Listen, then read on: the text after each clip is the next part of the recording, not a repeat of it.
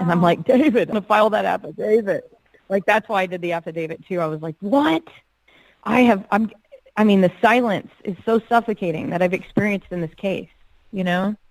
And there's nothing worse than reporting what happened to the actual enemy. Like, the FBI was the worst enemy of all.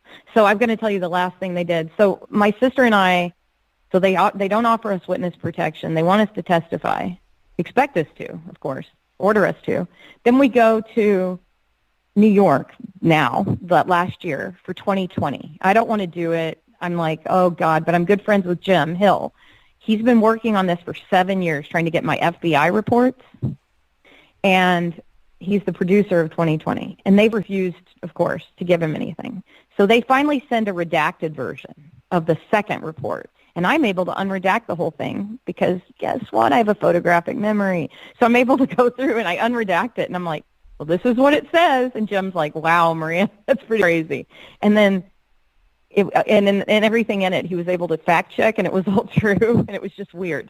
So then we go to New York, and guess what? Annie's there. Annie has had, I'm not belittling her experience at all, but she's had very little contact with them, like very little. It was horrifying contact, but it was just brief, right? She saw nothing. She was never around any other women. She just knows her story of what happened. They ask her in. The FBI interviews her. I've driven from Kentucky with Jim Hill, the producer of 2020, drives me from Paducah, Kentucky, all the way to New York City.